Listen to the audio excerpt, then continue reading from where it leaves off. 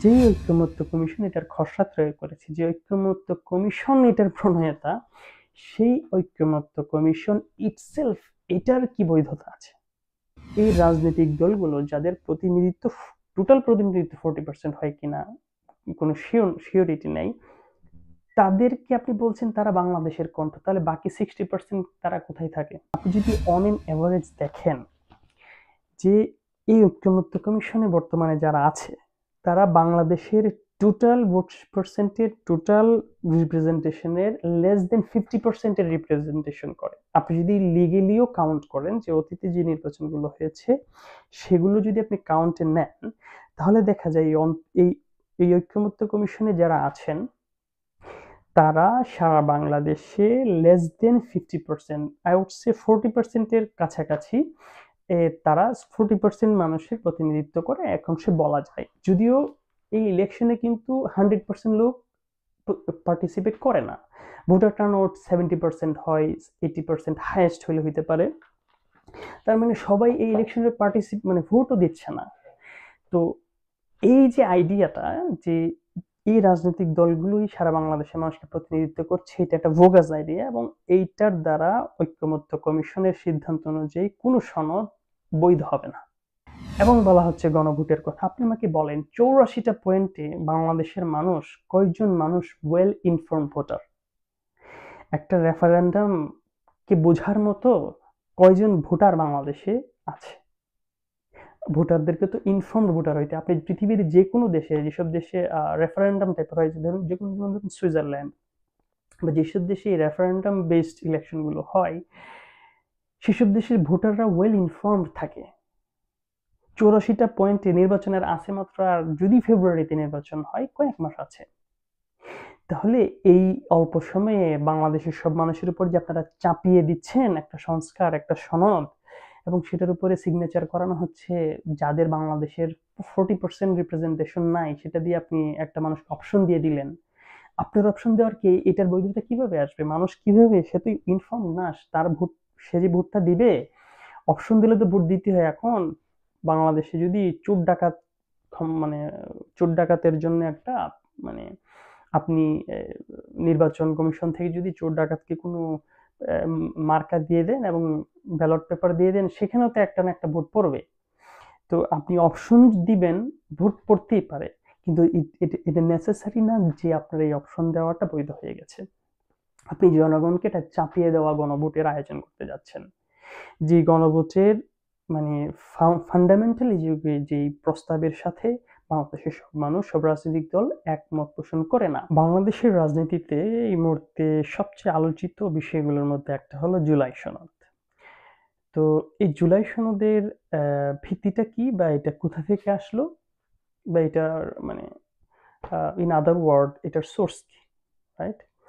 এটার সোর্স হলো জাতীয় ঐকমত্য কমিশন। এছাড়া এটার আর কোনো লিগেল সোর্স কিন্তু নাই। হুম। তো কারণ জাতীয় ঐকমত্য কমিশনই এটার রচয়িতা, তারাই এটা সাজেস্ট করেছেন যে জুলাই সনদে কি কি থাকবে।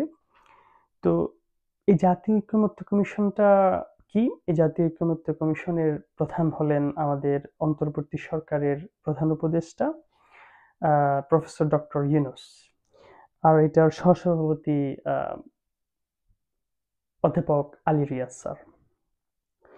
তো ওনারা দুইজন এবং আরো কিছু কমিশনের সদস্য মিলে সিদ্ধান্ত নিলেন যে বাংলাদেশে কিছু রাজনৈতিক দল, তাদেরকে নিয়ে ওনারা একটা কমিশন গঠন করবেন, এবং সেই কমিশন যেটা বলবে, সেই কমিশনের যে সদস্যরা যেটা বলবে, সেটাই হচ্ছে বাংলাদেশের জনগণের আকাঙ্ক্ষা।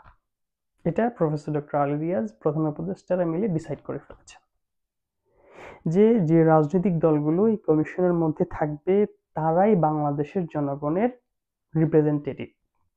তারা যেটা বলবে সেটাই জনগণের চাওয়া পাওয়া আকাঙ্ক্ষা, এবং যেটা আলী রিয়াজ স্যার এবং প্রফেসর ডক্টর ইউনূস মনে করবেন সেটাই হচ্ছে জনগণের চাওয়া পাওয়া আকাঙ্ক্ষা। তো ওনারা সেই কমিশনে কাদেরকে নিলেন? এই কমিশনটা গঠিত হয়েছে টোটাল 33 থেকে 34টা রাজনৈতিক দলকে নিয়ে, যার মধ্যে 21টা বা 22টা নিবন্ধিত রাজনৈতিক দল, রাইট? বাকিগুলো নিবন্ধনও নাই। কিছু রাজনৈতিক দলের মানে সারা বাংলাদেশে একটা অফিস খুঁজে পাওয়া যাবে না। তো আবার সেই কমিশনের মধ্যে বলা হলো কি যে এই জাতীয় ঐক্যমত্য কমিশনের মধ্যে এই সনদে যেটা ইনক্লুড করা হয়েছে প্রায় 84টা সংস্কার ওনারা প্রপোজ করেছেন, যার মধ্যে বলা হয়েছে যে এই রাজনৈতিক দলগুলো আবার নোট অফ ডিসেন্ট দিতে পারবে। Very interesting. নোট অফ ডিসেন্টে কি যে এই ঐক্যমত্য কমিশনে যারা আছেন ওনাদের মধ্যে এই 84টা বিষয়ের মধ্যে যারা ঐক্য হয়েছেন, যাদেরকে বলা হয়েছে যে তারাই বাংলাদেশের কণ্ঠ, বাংলাদেশের মানুষের রিপ্রেজেন্টেটিভ তারাই, এই তারা আবার এখানে ডিসএগ্রিও করতে পারবেন, ডিসএগ্রি সহ ঐক্যমত। তো যেই বিষয়ের উপরে রাজনৈতিক দলগুলো যাদেরকে বলছেন যে জনগণের আকাঙ্ক্ষা ওনারা বহন করেন, ওনারা একটি বিষয়ে ডিসএগ্রিও করছেন, আবার এটা নাকি ঐক্যমত হয়ে গেল। এবং বাংলাদেশের এতগুলো রাজনৈতিক দল থাকতে কেবলমাত্র মানে তো 34টা রাজনৈতিক দল, 33টা রাজনৈতিক দল নিয়ে একটা কমিশন গঠন হলো। সেইটা বাংলাদেশের আকাঙ্ক্ষা কিভাবে হয় এবং এটাকে কিভাবে মানে ঐক্যমত্য কমিশন বলে, এটাই কিভাবে জনগণের বাংলাদেশের সব মানুষের রিপ্রেজেন্টেটিভ হয়ে থাকে, এটাকে কিভাবে ঐক্যমত্য কমিশন বলা যায়, এই আইডিয়াটা প্রফেসর ডক্টর ইউনূসকে কে দিলেন। ডিসেন্টের সাথেও, নোট অফ ডিসেন্টের সাথে ঐক্যমত হয় এবং এটাই একটা সনদ, যে সনদ সাংবিধানিক সংস্কার পর্যন্ত এখানে সংবিধানের যে বেসিক স্ট্রাকচার সেগুলোকে পরিবর্তন করতেও এই ধরনের মানে রাজনৈতিক দল যাদের সারা বাংলাদেশে একটা অফিস পর্যন্ত নেই, যেটা নিয়ে আমি একটু পরে কথা বলছি, তাদেরকে নিয়ে ওই মানে নোট অফ ডিসেন্ট নিয়েও ঐক্যমত হয়ে যায়, সেটাই জুলাই সনদ হয়ে যাবে, সেটাই বাংলাদেশের পরবর্তীতে সংবিধানে সংযুক্ত হয়ে যাবে, এইটা ঐক্যমত হয়ে যাবে। এই আইডিয়াটা আলী রিয়াদ স্যারকে কে দিল, এটা আলাদা একটা মানে এটার উপর একটা আলাদা থিসিস এটা ডিজার্ভ করে আর কি, এটা আলাদা একটা থিসিস ডিজার্ভ করে। এখন আসি যে এই ঐক্যমত্য কমিশনকে যে বলা হলো যে এই ঐক্যমত্য কমিশনই বাংলাদেশের জনগণের আকাঙ্ক্ষা রিফ্লেক্ট করে, তারাই বাংলাদেশকে প্রতিনিধিত্ব করে। একটা মোটা কথা, এটাই কিন্তু মূল কথাটা ঐক্যমত্য কমিশন বলতে চাচ্ছে, যে এই রাজনৈতিক দলগুলোই বাংলাদেশকে রিপ্রেজেন্ট করে। এখন আমার প্রশ্ন হলো, এই ঐক্যমত্য কমিশনে যে দলগুলো কি না হয়েছে তাদের মধ্যে মানে একদম বেশিরভাগ রাজনৈতিক দল তাদের মানে নির্বাচনের কোনো ইতিহাস নাই। অর্থাৎ আপনি যদি কিছু রাজনৈতিক দলকে এখান থেকে নিয়ে নেন, ফর এক্সাম্পল আপনি যদি বিএনপিকে এবং জামাত ইসলামকে এখান থেকে নিয়ে নেন, তাহলে বাকি যে দলগুলো আছে এগুলো অতীতে কোনো নির্বাচনে অংশগ্রহণ করে নাই। এখন ধরুন বাংলাদেশে যেমন এবি পার্টি, জামাতের এক্সটেনশন ভার্সন, একটা অনেকে বি টিম বলে, এবি পার্টি, তারা কি অতীতে কোনো নির্বাচনে অংশগ্রহণ করেছে? করেনি। তাহলে আপনি কিভাবে জানেন যে বাংলাদেশে তাদের রিপ্রেজেন্টেশন কত পার্সেন্ট আছে? অর্থাৎ এই ব্যারিস্টার ফুয়াদ বা এই মঞ্জু সাহেবের যে দলটা, ওনাদের দুইটা চেহারা ছাড়া তৃতীয় আর কোন চেহারাটা বাংলাদেশের কোন জেলায় কোন এরিয়াতে তাদের কোন একটা অফিস আছে আপনি দেখাতে পারবেন? বা তাদের কোনো রাজনৈতিক এজেন্ডা আছে, কোনো কর্মসূচি আছে আপনি দেখাতে পারবেন? তারা তো কোনো নির্বাচনে অতীতে অংশগ্রহণ করেনি, তাহলে আপনি কিভাবে জানেন যে তারা বাংলাদেশের কত পার্সেন্ট মানুষের প্রতিনিধিত্ব করে? অথবা ধরুন গণসংহতি বা আরো কত রাজনৈতিক দল আছে, নেজামে ইসলাম পার্টি আছে, খেলাফত মজলিস আছে, ইসলামী আন্দোলন, আরো যে কত দল নাম আছে, এই দলগুলোর গ্রাউন্ডে কত পার্সেন্ট মানুষের প্রতিনিধিত্ব করে, এটা আপনি কিভাবে শিওর হলেন? কিন্তু এগুলোর তো কোনো মানে রাজনৈতিক ভাবে এদের কোনো কর্মসূচি যেমন নাই, তেমনি অতীতের কোন নির্বাচনে তাদের অংশগ্রহণ করার ইতিহাস নাই।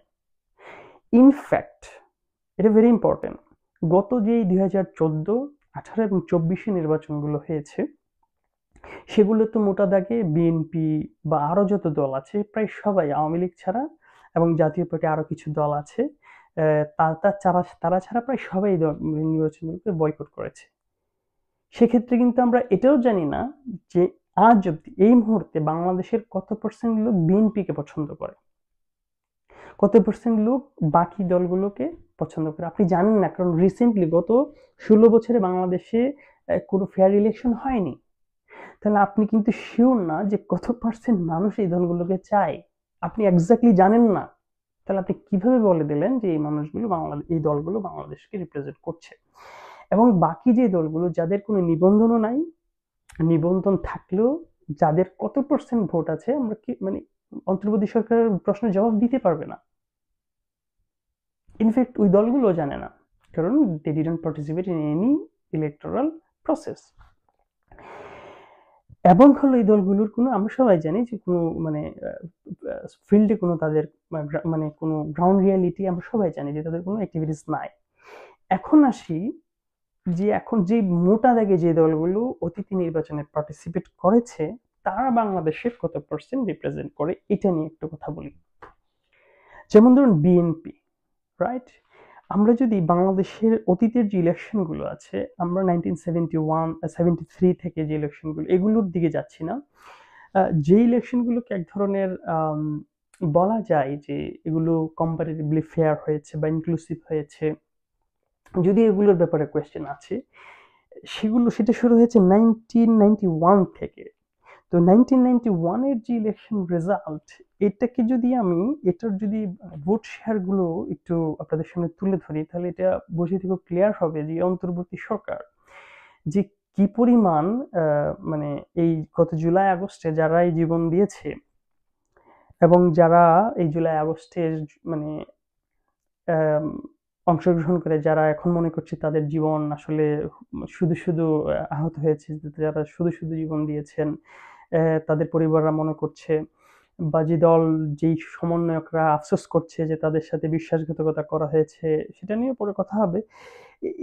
তাদের সাথে অন্তর্বর্তী সরকার কি ধোঁকাবাজিটা করছে একটু বোঝার চেষ্টা করুন। 1991 এর ইলেকশনে এই ঐক্যমত্য কমিশনে যারা আছে তাদের রিপ্রেজেন্টেশন একটু খেয়াল করবেন। 1991 এ বিএনপির টোটাল ভোট শেয়ার ছিল 30.81%, 30.81%। আওয়ামী লীগের ছিল 30.08%। আওয়ামী লীগ নিয়ে কথা বলবো না, কিন্তু যেহেতু ঐক্যমত্য কমিশনে যারা আছে তাদের পাশাপাশি আওয়ামী লীগের ভোট শেয়ারটা আপনি খেয়াল করিয়েন আর কি। জামাত তার ছিল 1991 এ 12.13%, এবং জাতীয় পার্টি ছিল 11.92%। এটা ছিল 1991 এ। এবং এই 1991 এই জামাতের যে টোটাল তারা সারা জীবনে যত নির্বাচন করেছে এর মধ্যে সর্বোচ্চ হাইয়েস্ট ভোট পার্সেন্টেজ ছিল 12%। ওকে, এরপরে আসি 1996 এর যে জুনে যে ইলেকশনটা হয়েছে, কারণ এর আগে একটা ইলেকশন হয়েছে ফেব্রুয়ারিতে, যেটা সবাই পার্টিসিপেট করেনি, বয়কট করেছে। 1996 এর জুনে যে ইলেকশনটা হয়েছে, যেটাতে আওয়ামী লীগ সরকার গঠন করে, সেখানে বিএনপির ভোট শেয়ার ছিল 33.61%, আওয়ামী লীগের ছিল 37.46%, জামাতের ছিল 8.6%, জাতীয় পার্টির 16.40%। এরপর 2001 এর যে ইলেকশনটা হয়েছে সেটাতে বিএনপির ছিল 40.97%, আওয়ামী লীগের 40.13%, জামাতের 4.28%, জাতীয় পার্টির 7.2%। 2008 এর ইলেকশন, এই 2001 এ কিন্তু বিএনপি সরকার গঠন করেছে এবং 1996 এ আওয়ামী লীগ সরকার গঠন করেছে। এই দুইটা টার্মেই মোর অর লেস ইলেকশনটাকে বলা যায় যে কারচুপির কম্পারেটিভলি একটু কম হয়েছে। 2008 এর যে ইলেকশন হয়েছে সেখানে বিএনপি 32.50% ভোট পেয়েছে, আওয়ামী লীগ পেয়েছিল 48.04%। এখানে অবভিয়াসলি আওয়ামী লীগের যে জোট ছিল সেগুলো মিলে জাতীয় পার্টি 7.04%, জামাত 4.6%। এখন আপনি আমাকে বলেন, আমি আগের ইলেকশনে গেলাম না, আপনি যদি 1991 থেকে 2008 পর্যন্ত, আমি কিন্তু 2008 এর পরের ইলেকশনকে মানে কাউন্টই করছি না, আপনি যদি এই সময়কার ইলেকশন রেজাল্ট নেন, তাহলে দেখা যাচ্ছে বর্তমানে এই ঐক্যমত্য কমিশনে যে দলগুলো আছে তার মধ্যে যাদেরকে আপনি একদম মোটা দাগে বলা যায় যারা অতীত ইলেকশনে পার্টিসিপেট করেছে এবং তাদের একটা ভোট শেয়ার সম্পর্কে আপনার নলেজ আছে অন্তত পক্ষে, সেটা আপনি দেখবেন কি বিএনপির সর্বোচ্চ ভোট শেয়ার ছিল 40.97% 2001-এ। আপনি যদি অন এন অ্যাভারেজ দেখেন তাদের ভোট শেয়ার বিটুইন 30-40%, ওকে, এবং জামাতের হাইয়েস্ট ভোট শেয়ার ছিল 12%। তো আপনি যদি, এবং জাতীয় পার্টির কিন্তু ভোট শেয়ার মোর দেন জামাত, একটা যেখানে ফেয়ার ইলেকশন হয়েছে সেখানে। এখন আপনি যদি অন এন অ্যাভারেজ দেখেন যে এই ঐক্যমত্য কমিশনে বর্তমানে যারা আছে তারা বাংলাদেশের টোটাল ভোট পার্সেন্টের টোটাল রিপ্রেজেন্টেশনের লেস দেন 50%-এর রিপ্রেজেন্টেশন করে। আপনি যদি লিগেলিও কাউন্ট করেন যে অতীতে যে নির্বাচনগুলো হয়েছে সেগুলো যদি আপনি কাউন্টে নেন, তাহলে দেখা যায় এই ঐক্যমত্য কমিশনে যারা আছেন তারা সারা বাংলাদেশে less than 50%, I would say 40%-এর কাছাকাছি তারা 40% মানুষের প্রতিনিধিত্ব করে এক অংশে বলা যায়। যদিও এই ইলেকশনে কিন্তু 100% লোক পার্টিসিপেট করে না, ভোটার টার্নআউট 70% হয়, 80% হাইয়েস্ট হলে হইতে পারে। তার মানে সবাই এই ইলেকশনে মানে ভোটও দিচ্ছে না। তো এই যে আইডিয়াটা যে এই রাজনৈতিক দলগুলোই সারা বাংলাদেশের মানুষকে প্রতিনিধিত্ব করছে, এটা একটা ভোগাস আইডিয়া, এবং এইটার দ্বারা ঐক্যমত্য কমিশনের সিদ্ধান্ত অনুযায়ী কোনো সনদ বৈধ হবে না। কারণ ঐক্যমত্য কমিশন যে পথে এগোচ্ছে সেই পথ অনুযায়ী এই ঐক্যমত্য কমিশনে অংশগ্রহণকারীরা less than 40 or less than 50% প্রতিনিধিত্ব করছে যদি আপনি কাউন্ট করেন। ইনফ্যাক্ট আরো ইন্টারেস্টিং বিষয় হলো যে প্রতিটা ইলেকশনের পর রাজনৈতিক দলগুলোকে মানুষ একইভাবে পছন্দ করে এটাও তো জরুরি না। যেমন ধরুন আওয়ামী লীগ 1991-এ, 1996-এ, 2001 এবং 2008-এ তাদের যে ভোট শেয়ারটা আছে, এখন যদি ইলেকশনে তারা কি সেম ভোট শেয়ারটা পাবে না। তাদের ভোট শেয়ারটা অবভিয়াসলি কমলে সেটা অ্যাটলিস্ট জাতীয় পার্টি বা জামাত থেকে বেশি হবে। This is reality. কিন্তু কথা হলো এই যে বিএনপিকে আমরা বলে দিচ্ছি 40% 30% ছিল, এই মুহূর্তে ইলেকশন হলে তারা সেটা পাবে কিনা এটারও তো কোনো গ্যারান্টি নেই, ইউ নেভার নো। তাহলে এমন একটা সিচুয়েশনে এই রাজনৈতিক দলগুলো যাদের প্রতিনিধিত্ব টোটাল প্রতিনিধিত্ব 40% হয় কিনা কোনো শিওরিটি নেই, তাদেরকে আপনি বলছেন তারা বাংলাদেশের কণ্ঠ, তাহলে বাকি 60% তারা কোথায় থাকে? তাহলে বোঝা গেল যে এই ঐক্যমত্য কমিশনের এই আইডিয়াটা বাংলাদেশে আরেকটা কেওয়াস তৈরি করতে যাচ্ছে, এবং এই ঐক্যমত্য কমিশনের যেই জুলাই সনদের কথা তারা বলছে, স্বাক্ষরের কথা বলছে, এই স্বাক্ষরগুলো এগুলো দিয়ে আসলে কিছুই হবে না, এগুলোর কোনো বৈধতা নেই। এগুলো যে কোনো সময় যে কেউ এগুলাকে মানে চ্যালেঞ্জ করতে পারবে। এটা বুঝতে হলে মানে শিশির মনিরও হওয়া লাগে না, সালাউদ্দিন কাদেরও হওয়া লাগে না। এটা বাংলাদেশের দুনিয়ার যে কোনো পলিটিক্যাল গ্রাউন্ডে আপনি দেখতে পারেন এটার কোনো লিগ্যাল বেসিস নাই। এখন যারা বলছেন যে গণ অভ্যুত্থানই সবচেয়ে বড় বৈধতা, তো গণ অভ্যুত্থান সবচেয়ে বড় বৈধতা হলে গণ অভ্যুত্থান হয়েছে 14 মাস হয়েছে, এই সরকারটা কে চালাচ্ছে? গণ অভ্যুত্থানের সরকার? Obviously not. এটা ওই সংবিধানের 106 ধারা, এই ধারা ওই ধারা দেখিয়ে আপনারা এই যে সরকারটা চলছে, তখন এই গণ অভ্যুত্থান থাকে কোথায়? আর গণ অভ্যুত্থানের যে মেইন এসেন্স, এটা তো 5 আগস্টের পরেই আপনারা এটাকে ধর্ষণ করে দিয়েছেন। এনসিপি এখন কাঁদছে জামাত নাকি তাদেরকে ধোকা দিছে। আপনারা এটা বললে হবে না, হঠাৎ করে জামাত বিরোধিতা আপনাদের একটা রাজনৈতিক যে স্ট্যান্ড আপনারা নিচ্ছেন, একটা জামাতিকরণের যে লেবাস আপনারা পড়তে চাচ্ছেন, এই লেবাস পড়লে কাজ হবে না। জনগণ বুঝে গেছে আপনাদের ধোকাবাজি। গত 14 মাসে বাংলাদেশে এই জামাত এবং এই ধর্মের নামে এসব অধর্ম উগ্রবাদীরা, তৌহিদি জনতারা, এই তৌহিদি জনতা যাদের উৎসই মদুরিবাদ, ওহাবিবাদ, সালাফিবাদ, তারা সারা বাংলাদেশে যে তাণ্ডব চালিয়েছে,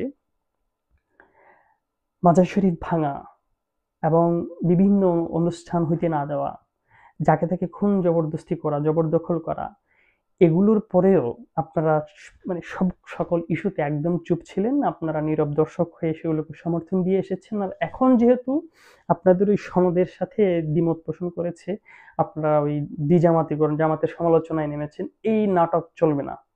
এবং আপনারা এই জুলাই সনদটা যারা বিশেষ করে এনসিপি জুলাই সনদটা চাচ্ছে, I can feel their pain, কারণ তারা চাচ্ছে তাদের বাংলাদেশের বেটারমেন্টের জন্য। আই ডোন্ট থিঙ্ক সো, এটা তাদের নিজেদের জীবনের নিরাপত্তার জন্যই প্রেফার করছে, আইনি বৈধতা। কিন্তু প্রশ্ন হলো, যেই ঐক্যমত্য কমিশন এটার খসড়া তৈরি করেছে, যে ঐক্যমত্য কমিশন এটার প্রণেতা, সেই ঐক্যমত্য কমিশন ইটসেলফ এটার কি বৈধতা আছে? এইটা বাংলাদেশের সবার প্রতিনিধিত্ব করে না। এবং বলা হচ্ছে গণভোটের কথা। আপনি আমাকে বলেন, 84টা পয়েন্টে বাংলাদেশের মানুষ, কয়জন মানুষ ওয়েল ইনফর্ম ভোটার? একটা রেফারেন্ডাম কে বোঝার মতো কয়জন ভোটার বাংলাদেশে আছে? ভোটারদেরকে তো ইনফর্মড ভোটার হইতে, আপনি পৃথিবীর যে কোনো দেশে, যেসব দেশে রেফারেন্ডাম টাইপের হয়, ধরুন যে কোনো, ধরুন সুইজারল্যান্ড বা যেসব দেশে রেফারেন্ডাম বেসড ইলেকশন গুলো হয়, সেসব দেশের ভোটাররা ওয়েল ইনফর্মড থাকে। 84টা পয়েন্টে নির্বাচনের আছে মাত্র, আর যদি ফেব্রুয়ারিতে নির্বাচন হয়, কয়েক মাস আছে। তাহলে এই অল্প সময়ে বাংলাদেশের সব মানুষের উপর যে আপনারা চাপিয়ে দিচ্ছেন একটা সংস্কার, একটা সনদ, এবং সেটার উপরে সিগনেচার করানো হচ্ছে যাদের বাংলাদেশের 40% রিপ্রেজেন্টেশন নাই, সেটা দিয়ে আপনি একটা মানুষকে অপশন দিয়ে দিলেন। আপনার অপশন দেওয়ার কি, এটার বৈধতা কিভাবে আসবে? মানুষ কিভাবে, সে তো ইনফর্ম না, তার ভোট, সে যে ভোটটা দিবে, অপশন দিলে তো ভোট দিতে হয়। এখন বাংলাদেশে যদি চোর ডাকাত, মানে চোর ডাকাতের জন্য একটা, মানে আপনি নির্বাচন কমিশন থেকে যদি চোর ডাকাতকে কোনো মার্কা দিয়ে দেন এবং ব্যালট পেপার দিয়ে দেন, সেখানেও তো একটা না একটা ভোট পড়বে। তো আপনি অপশন দিবেন, ভোট পড়তেই পারে, কিন্তু এটা নেসেসারি না যে আপনার এই অপশন দেওয়াটা বৈধ হয়ে গেছে। আপনি জনগণকে এটা চাপিয়ে দেওয়া গণভোটের আয়োজন করতে যাচ্ছেন, যে গণভোটের মানে ফান্ডামেন্টালি যে প্রস্তাবের সাথে বাংলাদেশের সব মানুষ, সব রাজনৈতিক দল একমত পোষণ করে না। বাংলাদেশে এতগুলো রাজনৈতিক, নিবন্ধিত রাজনৈতিক দলকে ডাকা হয়নি। ফর এক্সাম্পল, ইনসানিয়ত বিপ্লবকে ডাকা হয়নি, এবং এমন আরো অনেক নিবন্ধিত রাজনৈতিক দল আছে যাদেরকে এই ঐক্যমত্য কমিশন মনে করেছে তাদেরকে ডাকা যাবে না। ইনসানিয়ত বিপ্লবকে কেন ডাকিনি? ইনসানিয়ত বিপ্লবকে না ডাকার কারণ হলো, যেটা আমি বুঝতে পারছি, সেটা হলো ইনসানিয়ত বিপ্লব এই অন্তর্বর্তী সরকারের যত অনিয়ম, দুর্নীতি, দেশকে যে উগ্রবাদীকরণ, মৌলবাদীকরণ, চাঁদাবাজিকরণ এবং দেশের অর্থনীতিকে ভেঙে দেওয়া, রেমিটেন্সের উপর ভিত্তি করে যেই অর্থনীতি যতটুকু স্বাবলম্ব আগেও ছিল বা এখন যতটুকু আছে, এই রিজার্ভ দেখিয়ে বাংলাদেশের কলকারখানাগুলো বন্ধ করে লাখো শ্রমিককে মানে চাকরিচ্যুত করা, এগুলো সমালোচনা করাই, দেশে এই মব ভায়োলেন্স, সারা দেশে মাজার ভাঙা, এগুলো সরকার রোধ করতে না পারাই, অন্তর্বর্তী সরকারের সমালোচনা করাই, এবং রাষ্ট্রের পক্ষে, ন্যায়ের পক্ষে, অধিকারের পক্ষে, স্বাধীনতার পক্ষে, গণমানুষের পক্ষে দাঁড়ানোর অপরাধে ইনসানিয়ত বিপ্লবকে ডাকা হয়নি। এবং শুধু ইনসানিয়ত বিপ্লবকে নয়, বাংলাদেশের আপনি যদি মানে সব রাজনৈতিক দলকেও ডেকে নেন, আই উড সে এটা জরুরি না যে এটা বাংলাদেশের সব মানুষের প্রতিনিধিত্ব করবে, কারণ আপনি এই মুহূর্তে গত 16 বছর ধরে জানেন না সারা বাংলাদেশে কয় পার্সেন্ট ভোট কোন রাজনৈতিক দলকে কত পার্সেন্ট লোক প্রতিনিধিত্ব করে। এবং সবচেয়ে জরুরি, যে কোনো সংস্কার, যে কোনো প্রস্তাবনা, এটা যদি ন্যায় ভিত্তিক, মানবতা ভিত্তিক, রাষ্ট্রের হিতে, জনগণের হিতে না হয়, এটা সারা বাংলাদেশের সব রাজনৈতিক দল সেটাতে ঐক্যমত হলে কি হবে বলেন, যদি সেটা মানবতা বিরোধী হয়? হচ্ছে না পৃথিবীতে। এই রিসেন্টলি ধরেন ইউরোপে বিভিন্ন কান্ট্রিতে বিভিন্ন রাজনৈতিক দল এন্টি ইমিগ্রেন্ট বিল পাস করছে, যেগুলো একদম জেনোফোবিক বিল, কারণ মেজরিটি সেটার পক্ষে গিয়েছে। তার মানে কি সেটা বৈধ হয়ে গেছে? বৈধ হয়নি। এর কারণ কি? এটা মানবতার পক্ষে যাচ্ছে, রাষ্ট্রের পক্ষে যাচ্ছে, জনগণের পক্ষে যাচ্ছে কি না যাচ্ছে, সেটাই হচ্ছে মেজর ইস্যু। আর যেই রাজনৈতিক দলগুলোকে নিয়ে বাংলাদেশে এই ঐক্যমত্য কমিশন গঠন করা হয়েছে, এর বেশিরভাগ রাজনৈতিক দল ধর্মের নামে ধর্ম উগ্রবাদী এবং জাতীয়তাবাদী রাজনীতি করে, তারা রাষ্ট্রকে একক গোষ্ঠীর বানাইতে চায়। তো আপনি যখন রাষ্ট্রটাকে গোষ্ঠীবাদী রাষ্ট্র বানাইতে চান, এমন রাজনৈতিক দল নিয়ে ঐক্যটা কিভাবে হলো? সেটা সবার রাষ্ট্র কিভাবে হলো না? এই জন্য রাজনীতির সংস্কার করতে হবে, যেটা আল্লামা ইমাম হায়াত শুরু থেকে বলে আসছেন, যে এই ট্যাকটিক্যাল সংস্কার দিয়ে কিছু পরিবর্তন হয়। এগুলো এই 84টার মধ্যে অনেক টেকনিক্যাল সংস্কার আছে যেগুলো অ্যাকচুয়ালি ভালো প্রস্তাব, খারাপ নয়। কিন্তু এগুলো দিয়ে জীবন, মানবতা, রাষ্ট্র, দুনিয়া পরিবর্তন হবে না। মানুষের ভাগ্যের পরিবর্তন হবে না। এটা সাময়িক ইজ আপনাকে দিবে বিভিন্ন ক্ষেত্রে, কিন্তু এটাই সমাধান নয়। মানবতার রাজনীতি, মানবতার রাষ্ট্র, মানবতার বিশ্ব, যে রাষ্ট্র বিশ্বের কথা আল্লামা ইমাম হায়াত বলছেন, সে রাজনীতির সংস্কার না হলে, সে রাজনীতি যদি পৃথিবীতে না আসে, কোনো ঐক্যমত, কোনো কমিশন পৃথিবীতে শান্তি আনতে পারবে না। তাই আমার আহ্বান সবার প্রতি থাকবে যে আসুন আমরা সঠিক রাজনীতিটা করি, মানবতার পক্ষে রাজনীতিটা করি, নিজের জীবনের পক্ষে রাজনীতি করি, রাষ্ট্রকে বাঁচাই, নিজ নিজ ধর্মকে অধর্ম উগ্রবাদ থেকে বাঁচাই, জীবনকে বাঁচাই, এবং সেই লক্ষ্যে সর্বজনীন মানবতার রাষ্ট্র বিশ্ব কাঠামো আল্লামা ইমাম হায়াত যেটাকে দান করেছেন, বিশ্ব ইনসান বিপ্লব করি, সেই পথে এগিয়ে যাই।